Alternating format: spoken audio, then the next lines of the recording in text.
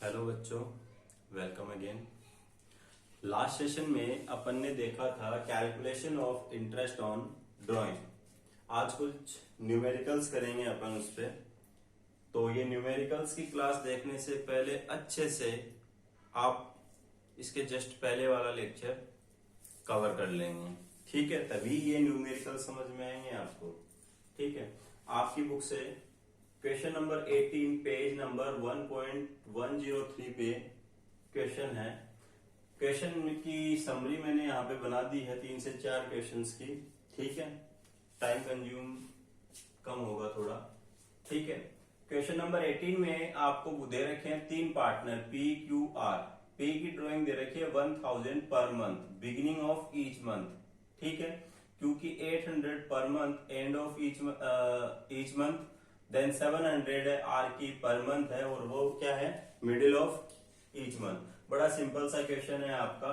Rate दे रखी है question में 9%, ठीक है?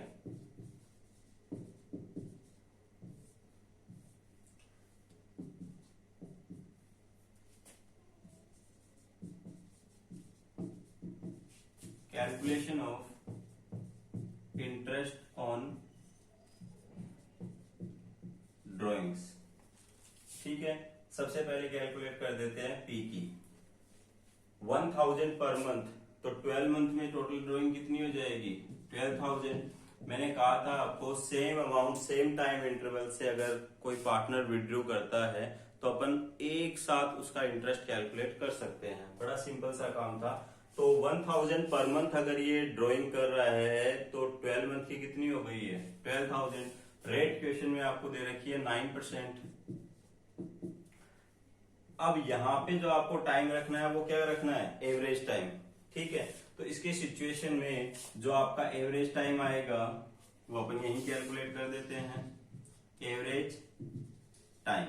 सर एवरेज टाइम का आपने फॉर्मूला बताया था, time left after first drawing plus time left after last drawing divide by 2, ठीक है?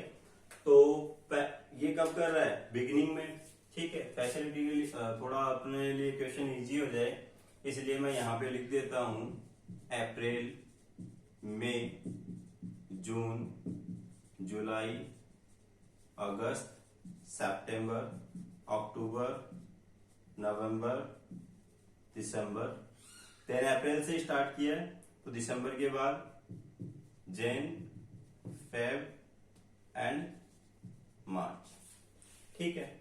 बिगिनिंग ऑफ ईच मंथ ये कर रहा है, इट मींस फर्स्ट ड्राइंग होगी इसकी 1 अप्रैल को। उसके बाद आपके पास टाइम बच रहा है 12 मंथ। लास्ट ड्राइंग होगी उसकी 1 मार्च को। 1 मार्च के बाद 31 मार्च तक सिर्फ एक महीना, डिवाइड बाई 2, 6.5। कब तक टाइम कैलकुलेट करना है आपको? 31 मार्च तक, क्योंकि प्रॉफिट कब आएगा? 31 मार्च। तो एक्चुअल में प्रॉफिट पे राइट भी पार्टनर का कब होगा? 31 मार्च को। अगर उससे पहले वो कोई भी ड्राइंग करता है तो हो सकता है उसको इंटरेस्ट ऑन ड्राइंग देना पड़े 31 मार्च तक का।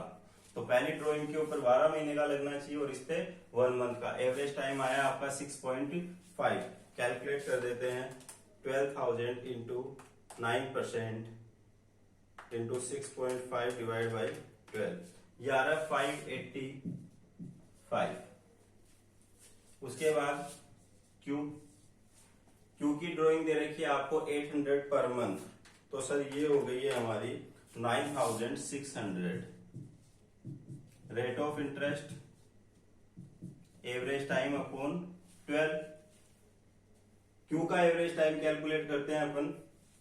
क्यू की ड्राइंग जो दे रखी है वो दे रखी है आपको एंड ऑफ ईच मंथ। इसी को काम में ले लेते हैं।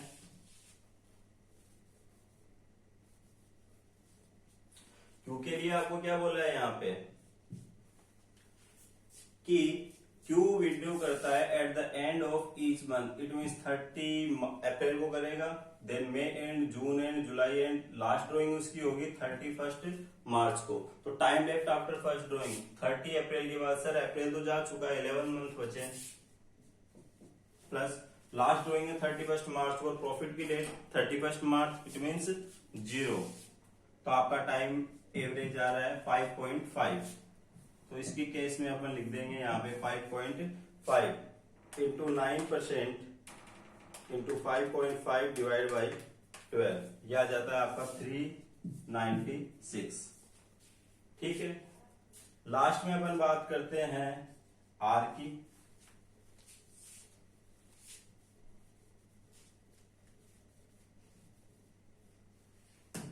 आर की ड्राइंग आपको दे रखी है 700 पर मंथ, इट मीन्स 8400 तो हो गई इसकी ड्राइंग रेट, हो गई आपकी 9% इंटू एवरेज टाइम अपॉन 12।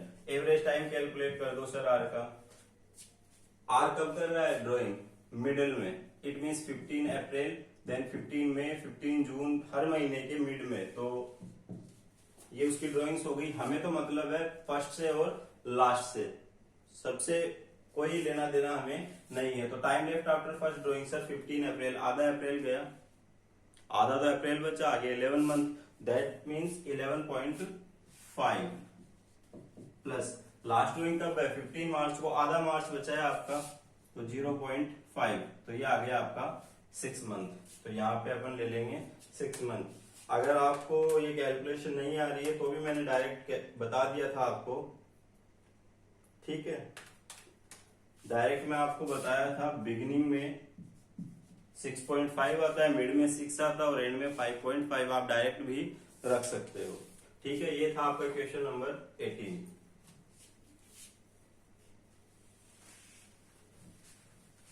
अब आते हैं क्वेश्चन नंबर 19 पे।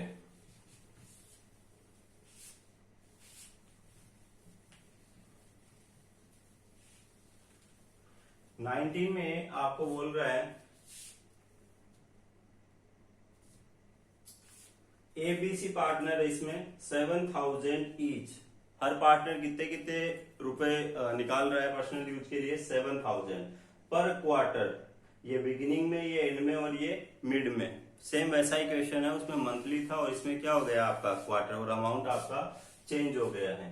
ठीक है, तो क्वेश्चन नंबर 19 देखिए आप। क्वार्टरली ड्राइंग कर रहा है, इट मीन्स हर 3 महीने में एक बार पैसा निकालेगा, 3 महीने में एक बार निकालेगा, इन 3 महीने में एक बार और इसमें एक बार, 1 2 3 4 टाइम। ठीक है, सबसे पहले बात करते हैं अपन ए की। 7000 each quarter, it mean 7000 into 4 time निकालेगा। तो ए की जो इंटरेस्ट ऑन ड्राइंग की कैलकुलेशन है वो कुछ इस तरीके से हो जाएगी आपकी। 28,000 पूरी साल में निकाले हैं उसने। रेट इस वाले क्वेश्चन में दे रखी है आपको 8%। ठीक है, into average time upon 12। Average time देखते हैं यहाँ पे। ए कब निकाल रहा है? Beginning of each quarter. ये इस क्वार्टर की बिगिनिंग कब होगी? 1 अप्रैल को। इस क्वार्टर की 1 जुलाई को, 1 अक्टूबर को और 1 जैन को। हमें मतलब कौन से है सर? पहले से और लास्ट से। तो time left after first drawing, पहली ड्राइंग आपकी कौन सी डेट को हो रही है? सिर्फ डेट देखनी है आपको, 1 अप्रैल को। 1 अप्रैल के बाद कितना टाइम है? 31 मार्च तक, 12 मंथ। लास्ट ड्राइंग कब हो रही है? 1 जैन को। कितना टाइम बच रहा है? 3 महीने, 7.5। 28,000 इंटू 8% इंटू 7.5 अपॉन 12, ये आ रहा है आपका 1400। ठीक है, ए के बाद बात कर लेते हैं अपन बी की। बी की भी टोटल ड्राइंग कितनी है? 28,000। ये हो गई आपकी रेट। एवरेज टाइम देखते हैं बी के लिए। बी कब निकाल रहा है? And of each quarter. Her quarter की अगर एंड में पार्टनर ड्राइंग करता है तो एवरेज टाइम क्या आता है? चेक कर लेते हैं अभी। जून एंड में करेगा, फिर सितंबर लास्ट में, दिसंबर लास्ट में और मार्च एंड पे। सबसे पहली ड्राइंग होगी सर इसकी इस क्वार्टर में 30 जून को। तो 30 जून के बाद सर 9 मंथ बच रहे हैं, तीनों महीने जा चुके हैं, 3 महीने का तो इंटरेस्ट लगेगा नहीं भाई। 30 जून को जो पैसा निकाला है उस पैसे पे इंटरेस्ट कब तक का लगना चाहिए? 31 मार्च। और टाइम बच रहा है आपका यहाँ पे 9 मंथ। तो क्या करना है आपको? 9 प्लस लास्ट ड्राइंग 31 मार्च से लेके 31 मार्च तक का, इट मीन 0। तो यहाँ पे आ गया आपका 4.5। तो ये आपका हो जाएगा 28,000 इंटू 8% इंटू 4.5 डिवाइड बाई 12, 840। ठीक है, अब बात कर लेते हैं अपन सी की। सी की भी ड्राइंग कितनी है 28,000, सबने 7,000 पर क्वार्टर निकाले हैं। बस डिफरेंस क्या था, कोई बिगिनिंग में, कोई मिड में और कोई एंड में। सी कह रहा है मैं मिड में निकालूंगा, ठीक है भाई, तो मिड में निकाल ले। इट मीन्स इस क्वार्टर का मिड कब होगा 15th में, 15th अगस्त, 15th नवंबर, 15th फेब। हमें तो मतलब है सर पहली से और लास्ट ड्राइंग से। सबसे पहली ड्राइंग होगी आपकी 15th में, अप्रैल गया, मई आधा जा चुका है आपका, अभी टाइम कितना बच रहा है 10.5।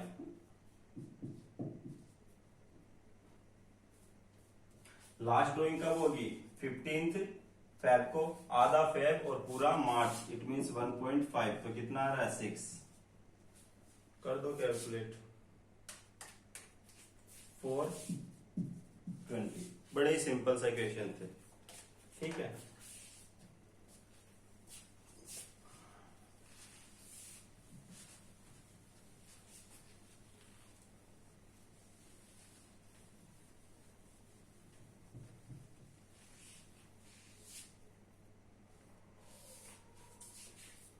अब बात करते हैं अपन क्वेश्चन नंबर 20 की।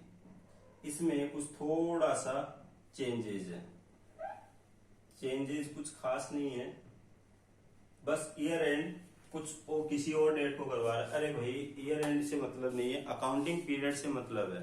अकाउंटिंग पीरियड का एंड होने का मतलब क्या है, उस डेट को आप प्रॉफिट की कैलकुलेशन करोगे, तो जिस डेट को प्रॉफिट की कैलकुलेशन कर रहे हो उस डेट को पार्टनर्स का राइट है, तो उस डेट को तो ऑफिशियली मिल ही जाना है। उससे पहले अगर पैसा निकाल लेगा तो उसको बेटा इंटरेस्ट देना पड़ेगा, ठीक है। तो इस वाले क्वेश्चन में आपको बोल रहा है XYZ पार्टनर है, 5,000 हर एक निकाल रहा है, पर मंथ है सबका, ये बिगिनिंग में, ये मिड में, ये एंड में। सर यहाँ तक तो कोई प्रॉब्लम नहीं है, रेट भी दे रखी है आपको 8%। बट क्या बोल रहा है ये 1 अप्रैल 2018 को इसका ईयर स्टार्ट होता है, उस डेट से निकालने लगता है, और कब तक 6 महीने तक, एंडिंग 30 सितंबर 2018। इट मीन 6 महीने की ही ये अकाउंटिंग कर रहा है।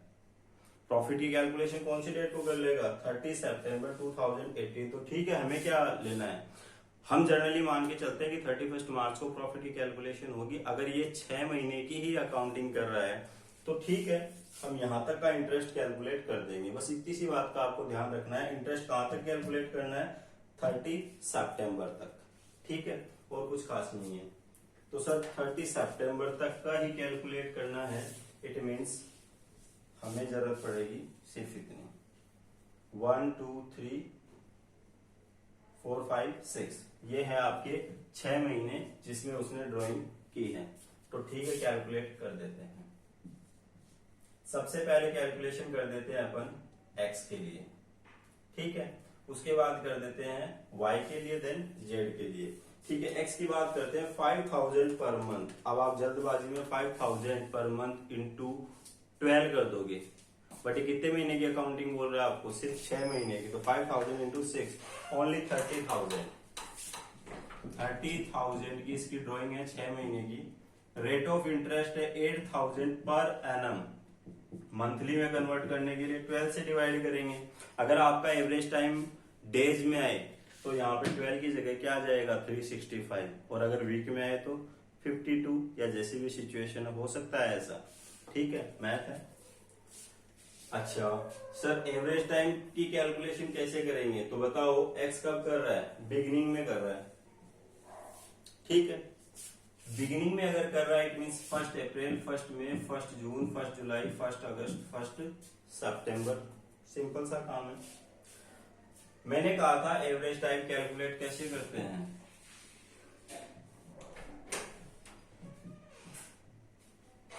Time left after first drawing plus time left after last drawing divide by 2। तो सबसे पहली ड्राइंग कब है 1 अप्रैल को, इसके बाद कितना टाइम बच रहा है, कब तक कैलकुलेशन करनी थी 30 सितंबर तक। इट मीन्स सितंबर एंड तक आपको इंटरेस्ट की कैलकुलेशन करनी है, तो 1 अप्रैल से सितंबर एंड सर 6 मंथ बच रहे हैं यहाँ पे, ठीक है। लास्ट ड्राइंग ये second, third, fourth, fifth, sixth last है आपकी 1 सितंबर से 30 सितंबर 1 मंथ, तो 7 डिवाइड बाई 2 आपका जाता है 3.5, तो ये आपका आ जाएगा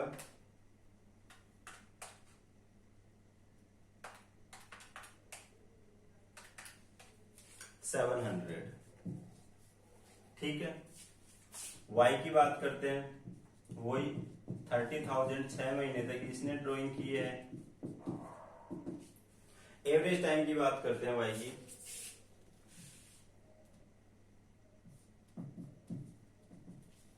y कह रहा है कि मैं ड्राइंग करता हूं middle of each month, it means in dates को। तो सबसे पहली ड्राइंग 15 अप्रैल, आधा अप्रैल गया, उसके बाद कितने महीने बच रहे, 1 2 3 4 5, 5.5 हो गया आपका। लास्ट ड्राइंग है आपकी 15 सितंबर को, तो आधा सितंबर बच रहा है 0.5, तो ये आ गया आपका 6 डिवाइड बाई 2 3। तो एवरेज टाइम की कैलकुलेशन आपको आनी बहुत ज्यादा जरूरी है, ठीक है।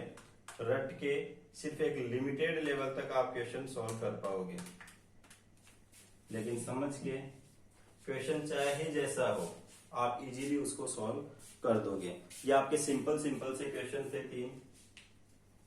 आगे बढ़ते हैं।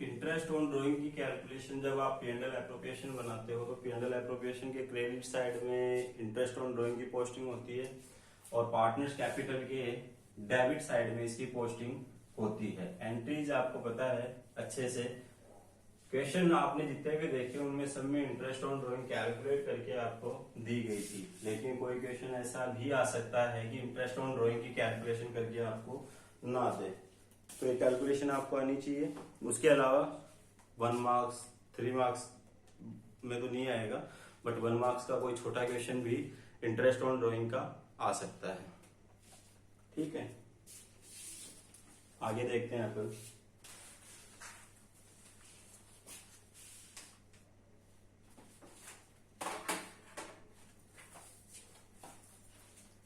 नेक्स्ट क्वेश्चन है आपका 21।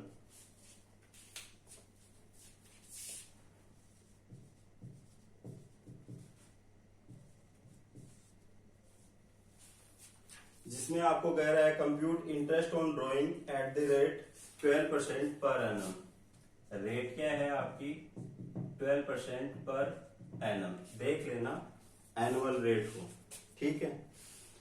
For the year 2016 if Ram withdrew following amount, for the year 2016 बोला है सिर्फ, इट मींस कौन सा ईयर है, कैलेंडर ईयर, ठीक है। ड्राइंग्स आपको दे रखी है उसकी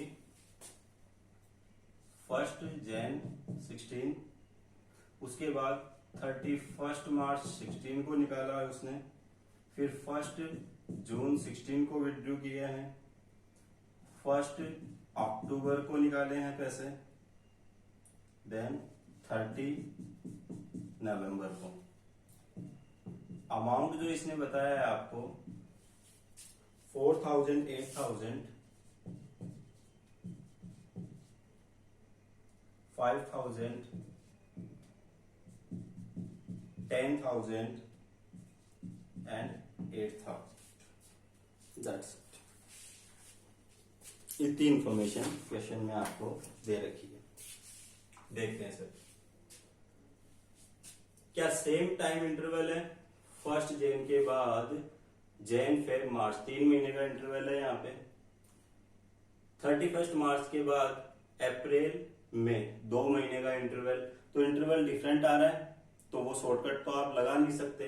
अमाउंट भी आपका सेम नहीं है, तो इस सिचुएशन में आपको क्या करना पड़ेगा, प्रोडक्ट मेथड सॉल्व यूज में लेना पड़ेगा।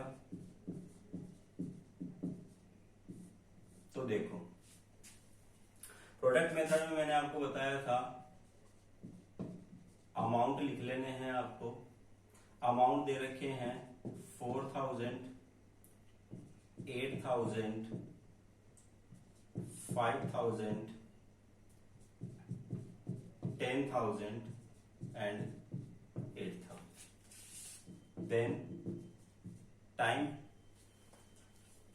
ये 4000 कब निकाले हैं उसने, फर्स्ट जेन को। कितने टाइम का इंटरेस्ट लगना चाहिए सर, पूरे 12 मंथ का इंटरेस्ट इस पे लगना चाहिए, क्योंकि दिसंबर तक का इंटरेस्ट लगेगा इस पे। ये निकाले 31 मार्च को, तो मार्च तो गया, उसके बाद आपके बचे हैं 9 मंथ। ठीक है, ये वाली ड्राइंग जो आपकी हुई है 5000 की, ये हुई है 1 जून को। तो जून, जुलाई, अगस्त, सितंबर, अक्टूबर, नवंबर, दिसंबर। ठीक है, 7 मंथ। ये हुई है 1 अक्टूबर को, तो अक्टूबर, नवंबर, दिसंबर, 3 मंथ। ये वाली आपकी हुई है नवंबर को, नवंबर एंड, तो इट मीन सिर्फ दिसंबर बचा है। तो ये हो गए आपके टाइम। ठीक है, उसके बाद हमें ले लेना है प्रोडक्ट। प्रोडक्ट का मतलब क्या है, मल्टीप्लाई करने के बाद का अमाउंट। तो 4000 इंटू 12, ये तो आ रहा है आपका 48,000। भाई 4000 पे कितने मंथ का इंटरेस्ट लगना चाहिए, 12 मंथ का। तो 4000 इंटू 12 लिख दिया। 8000 इंटू 9, 72,000। 5000 इंटू 7, ठीक है। 10,000 इंटू 3, 8,000 इंटू 1, सिंपल है। टोटल जो आपका आ रहा है वो आ रहा है 48,000 प्लस 72,000 प्लस 35,000 प्लस 30,000 प्लस 8,000, 1,93,000। ठीक है, आपका जो इंटरेस्ट कैलकुलेट करने का फॉर्मूला है 1,93,000 इंटू रेट, इस क्वेश्चन में आपको दे रखी थी 12%। 12% पर एनम है रेट। ठीक है, आपने यहाँ पे 1 क्यों लिखा है सर, भाई यहाँ पे जो भी मंथ आने हैं हर अमाउंट के अलग अलग है। भाई यहाँ अमाउंट लिखते, यहाँ मंथ लिखते, मैंने दोनों को मल्टीप्लाई करके एक साथ लिख दिया है ना, क्योंकि अमाउंट सबकी अलग अलग थी, मंथ भी सबके अलग अलग थे, तो मल्टीप्लाई करके सब एक साथ ले आया हूँ। तो मैंने यहाँ पे 1 लिख दिया। 1 का कोई मतलब नहीं है, कोई भी डिजिट 1 से मल्टीप्लाई होगी तो उसकी वैल्यू चेंज नहीं होती है। रेट को मंथली में कन्वर्ट कर दिया 12 से डिवाइड करके। तो 193 into 12% divide by 12, 1930। This is your answer.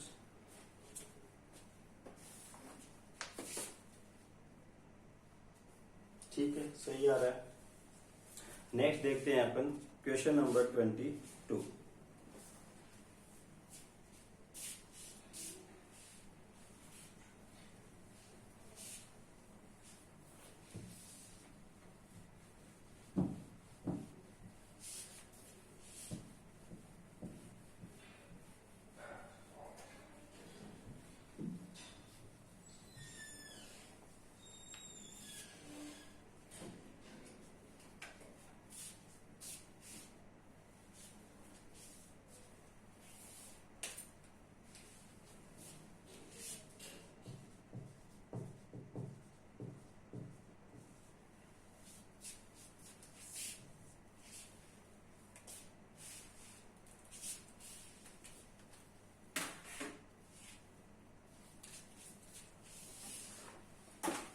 क्या है सर 22?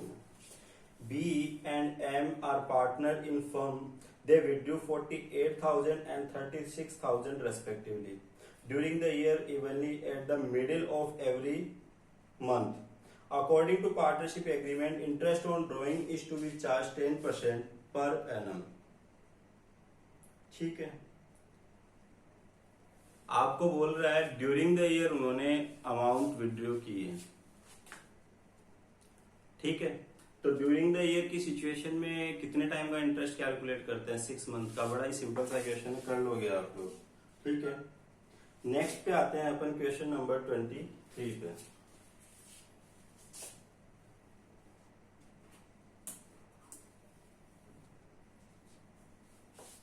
देखते हैं, इसमें कुछ केस दे रखे हैं आपको डिफरेंट। ऊपर बता दिया है, compute interest on drawing of Sumit at the rate 12% per annum in the following cases for the year ending 31st March 2016। Year and कब हो रहा है? 31st मार्च को। रेट ऑफ इंटरेस्ट है आपकी 12%। तो सर रेट ऑफ इंटरेस्ट है 12%, ठीक है। ईयर एंड है हमारा 31st मार्च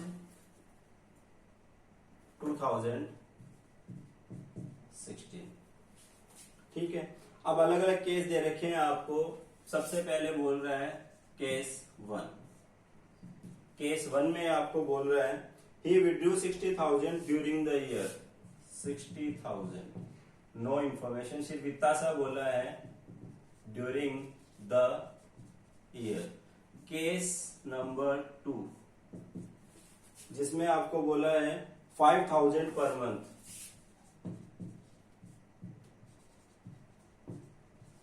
ये भी है आपका during the year.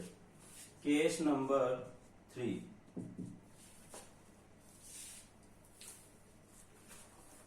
If he withdrew 5,000 per month for first 6 month. 5,000 per month first 6 month, और ये इसने निकाले हैं बिगिनिंग में। उसके बाद 5,000 per month for next 6 month eight the end of each month. It means आगे भी उसने कितने निकाले हैं? 6 मंथ तक निकाले हैं और एंड में, ठीक है। Case number 4 he withdrew 15,000 on quarterly basis at the beginning of each quarter। हो जाएगा, पर क्वार्टर है और आपको बोला है बिगनिंग में। चलो, इस क्वेश्चन को करने का मतलब बेटा अब तक का रिवीजन, ठीक है।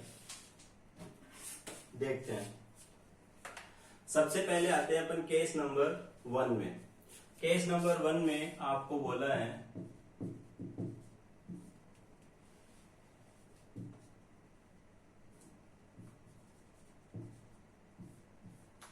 he withdrew 60,000 during the year।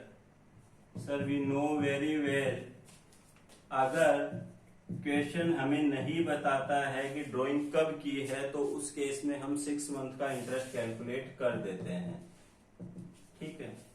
तो 60,000 का 12% इंटू 6/12, यह आ जाता है आपका 3600। Case number 2 5,000 per month during the year, तो पूरी साल का कितना हो जाता है?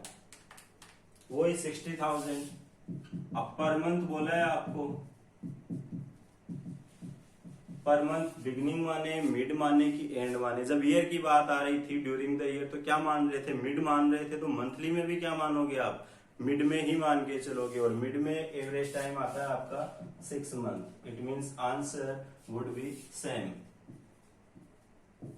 केस नंबर 3 5,000 फर्स्ट 6 मंथ तो बिगिनिंग में है, देन 5,000 नेक्स्ट 6 मंथ जो है वो है आपके एंड में। तो इस सिचुएशन में सर आपने बताया था कि सीक्वेंस तो बन नहीं रही है, लेकिन फर्स्ट 6 मंथ में एक सीक्वेंस है, नेक्स्ट 6 मंथ में एक सीक्वेंस है।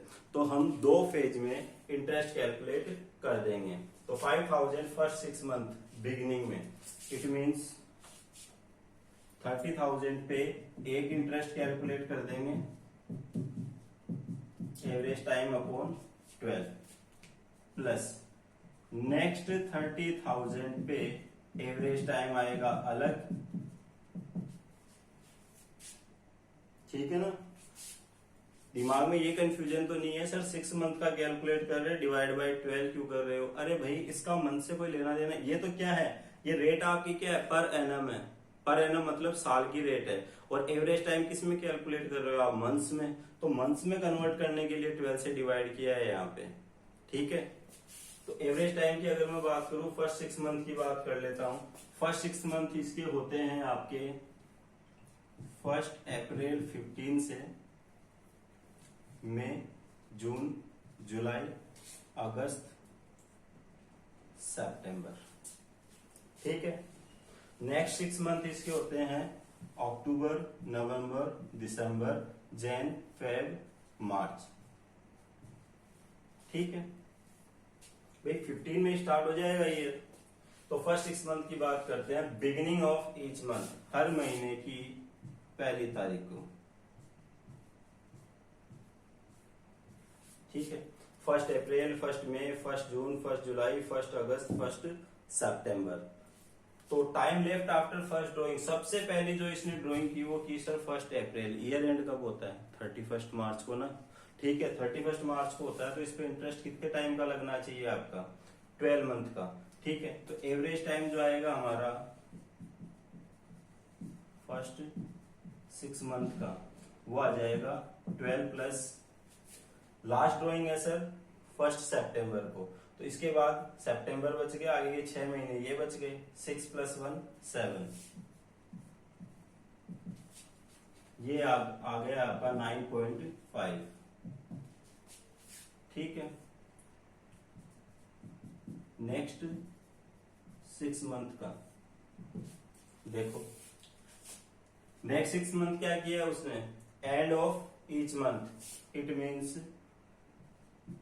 एंड में, और लास्ट ड्राइंग कब होगी इसकी,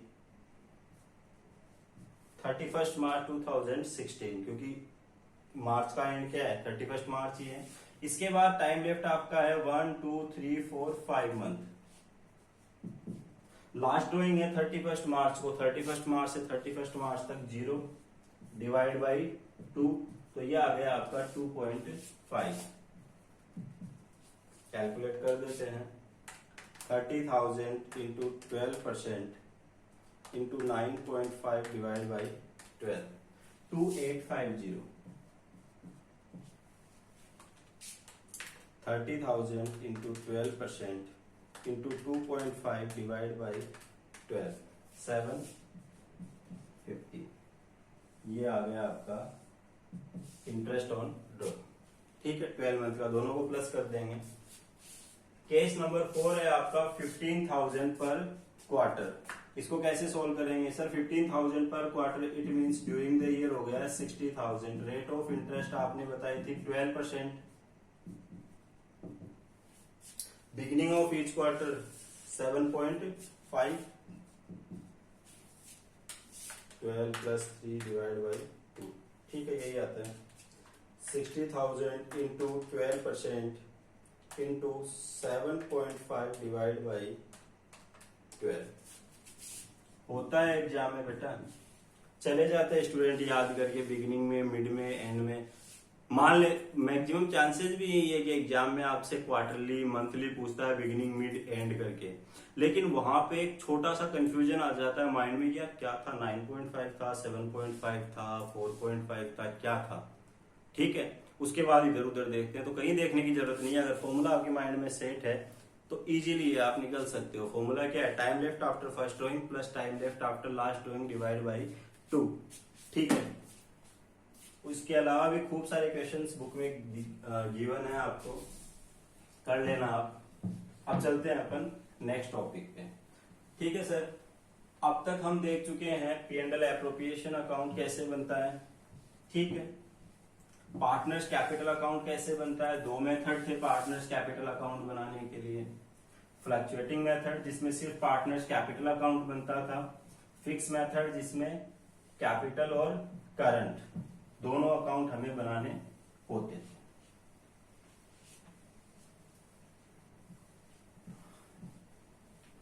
प्रॉब्लम की आपने बात की थी कि इंटरेस्ट ऑन कैपिटल हमसे कैलकुलेट करवा सकता है देने की बजाय, तो इंटरेस्ट ऑन कैपिटल की कैलकुलेशन के लिए क्या ध्यान में रखना है आपको, ओपनिंग कैपिटल पे कैलकुलेट होगा। 2 बातों को कंसीडर करेंगे अपन, additional capital and capital withdrawal. उसके अलावा ड्रॉइंग एटसेट्रा सबको अवॉइड कर देंगे। दूसरी बात, इंटरेस्ट ऑन ड्रॉइंग की कैलकुलेशन वो भी देख चुके हो आप। अब बढ़ते हैं आगे।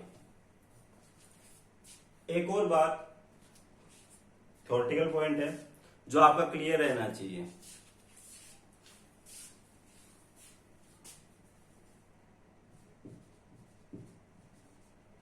चार्ज एंड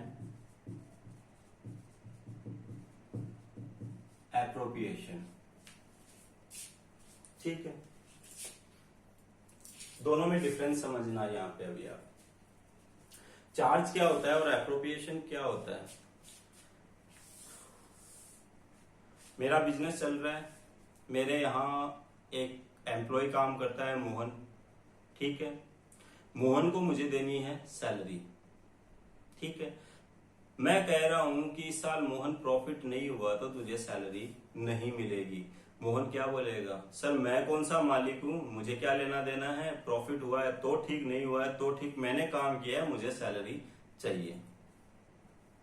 इलेक्ट्रिसिटी बोर्ड को कहा हमने कि इस बार बिजली का बिल का पेमेंट नहीं करेंगे क्योंकि प्रॉफिट नहीं हुआ है, तो इलेक्ट्रिसिटी बोर्ड क्या बोलेगा, अरे भाई आप जानो, आप हो मालिक, अगर प्रॉफिट बहुत ज्यादा हो जाता तो मुझे कौन सा बिल डबल करके देने वाले थे आप। इट मीन्स सर आप तो उन सब एक्सपेंसेस की बात कर रहे हो 2000 कंपल्सरी। मैंने क्या कहा, एक्सपेंसेस।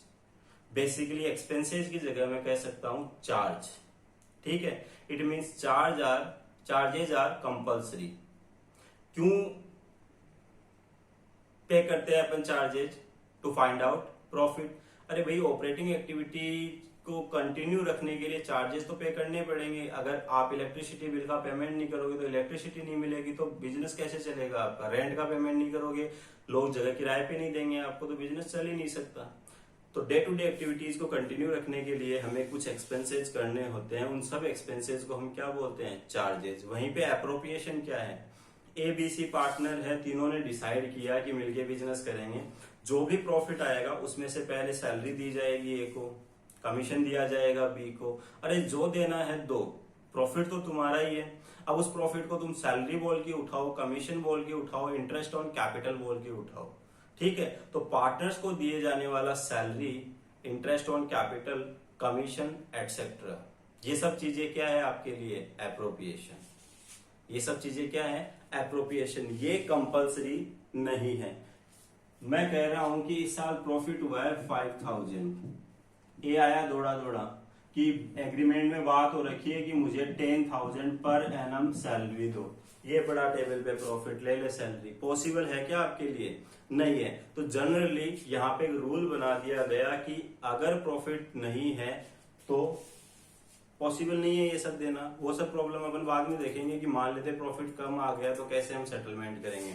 अभी हमारा क्वेश्चन क्या है कि सर चार्जेस क्या होते हैं और एप्रोप्रिएशन क्या होते हैं। वो सब नॉमिनल अकाउंट जिनकी क्लोजिंग एंट्री आप या तो ट्रेडिंग अकाउंट से करते हो या प्रॉफिट एंड लॉस अकाउंट से करते हो, वो सब के सब आपके लिए हैं चार्जेज, ठीक है। वो सब नॉमिनल अकाउंट जिनकी क्लोजिंग एंट्री आपने अभी सीखी है किससे, P&L एप्रोप्रिएशन से करना, वो है सबके सब आपके लिए एप्रोप्रिएशन। एप्रोप्रिएशन मैंडेटरी नहीं है, जबकि चार्जेज जो है वो है आपके लिए मैंडेटरी। तो पहला जो डिफरेंस आ गया है इनमें, ये क्या है, मैंडेटरी है या कंपल्सरी बोल दो। और ये जो है नॉट कंपल्सरी। प्रॉफिट होगा तभी तो एप्रोप्रिएशन होगा, अदरवाइज एप्रोप्रिएशन पॉसिबल नहीं है। चार्जेज किसका पार्ट है, पार्ट ऑफ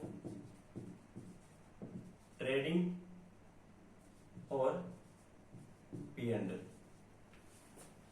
ठीक है। एप्रोप्रिएशन किसका पार्ट है, P&L एप्रोप्रिएशन अकाउंट का, ठीक है। यहां दिखाया जाता है। थ्योरेटिकल क्वेश्चन आ सकता है, दैट्स वाई मैं डिस्कस कर रहा हूं, ऐसा मत समझ के चलना। प्रैक्टिकल में भी इसका अच्छा खासा रोल है।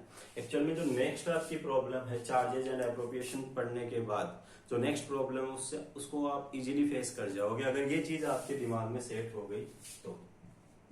तीसरी बात, चार्जेज क्यों कवर करते हैं अपन? अरे भाई चार्जेज अगर आप P&L अकाउंट में नहीं लिखोगे, सिर्फ इनकम लिखोगे, तो आपको प्रॉफिट का कैसे पता चलेगा? मैं कहूँ मैंने कमीशन रिसीव किया, मैंने ग्रॉस प्रॉफिट कमाया, तो उनके अगेंस्ट कुछ एक्सपेंसेस भी तो किए होंगे, तभी तो वो सब इनकम आपको मिली। तो charges basically profit find out करने के लिए अपन रिकॉर्ड करते हैं टू कैलकुलेट प्रॉफिट और लॉस। अच्छा, appropriation for distribution of profit. Next sir example भी लिखवा दो 2-4। तो चार्जेस के एग्जाम्पल में अगर लिखूं तो इलेक्ट्रिसिटी, ऑडिट फीस, उसके अलावा वाटर बिल, प्रिंटिंग स्टेशनरी, ठीक है, freight, carriage, cartridge, transport charges, बड़ी लंबी लिस्ट है। 11th में खूब सारे देखे हैं आपने, वो सब के सब क्या है? चार्जेस। ध्यान रखने वाली बात ये है बेटा, ये कंपलसरी होते हैं। आप कहोगे हमें प्रॉफिट नहीं हुआ होगा, ये P&L के डेबिट में आएंगे तो आएंगे। जबकि दूसरी बात अपन बात कर रहे हैं एप्रोप्रिएशन की। तो एप्रोप्रिएशन के एग्जाम्पल क्या है? Salary, commission, interest on capital to partner, ठीक है।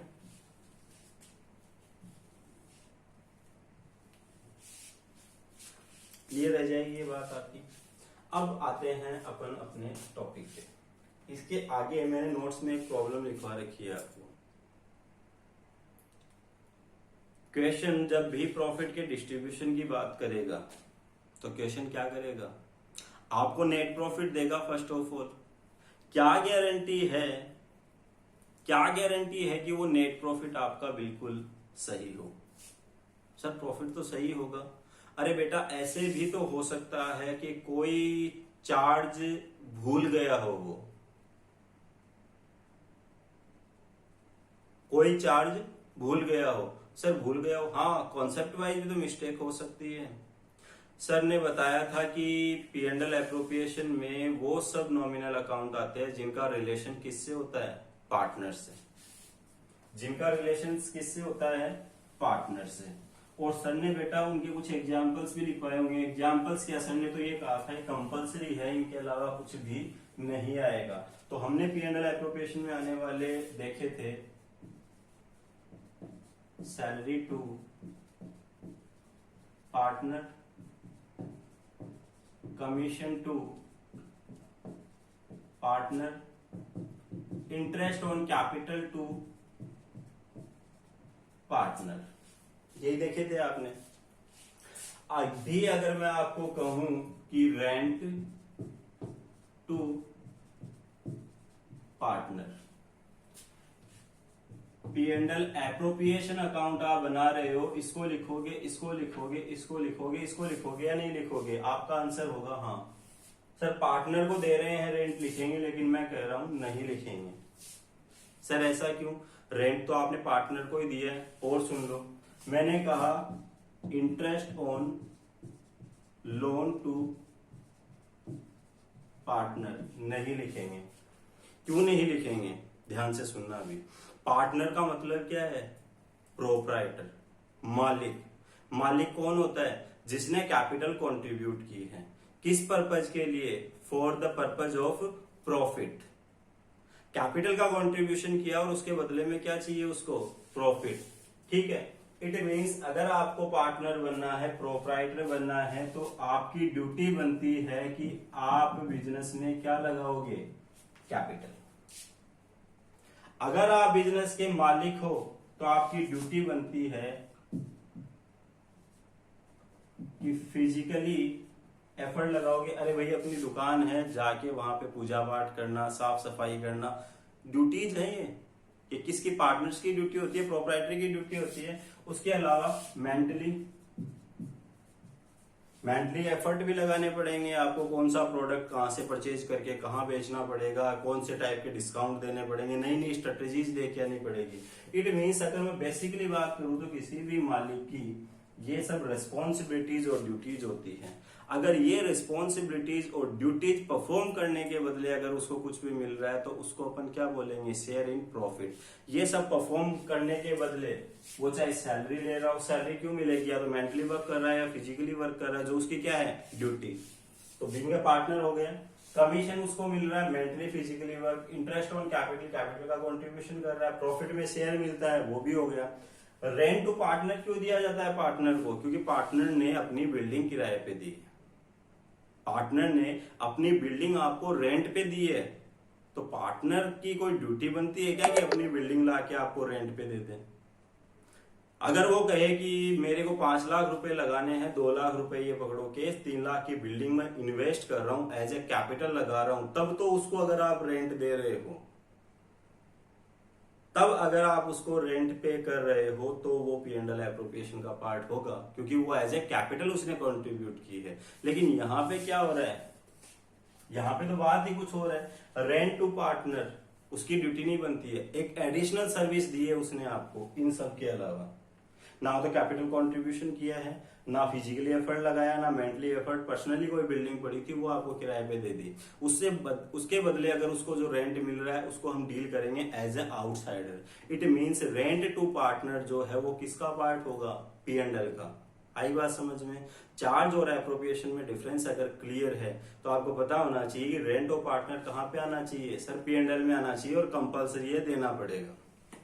ठीक है, ये डिस्ट्रीब्यूशन ऑफ प्रॉफिट का पार्ट नहीं है, अलग से उसने अपनी बिल्डिंग दी है, उसके बदले वो प्रॉफिट का इंतजार करके नहीं बैठा है। इंटरेस्ट ऑन लोन क्यों दे रहे हैं, लोन प्रोवाइड करवाया बेटा उसने, एडिशनल सर्विस दी है आपको, तो इंटरेस्ट ऑन लोन भी कहां का पार्ट हो गया है आपका, P&L का, ना कि P&L एप्रोप्रिएशन का। तो रह जाएगी बात ध्यान में आपको।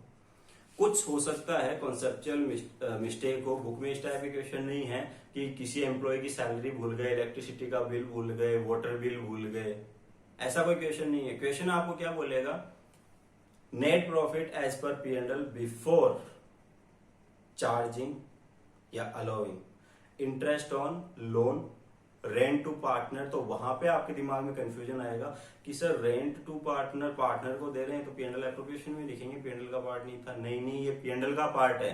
तो P&L एप्रोप्रिएशन में जब वो नेट प्रॉफिट ट्रांसफर करो तो ट्रांसफर करने से पहले इंटरेस्ट ऑन लोन माइनस कर दो, रेंट टू पार्टनर अगर कुछ है तो उसको माइनस कर दो। इसके अलावा क्या बोल सकता है, मैनेजर्स कमीशन।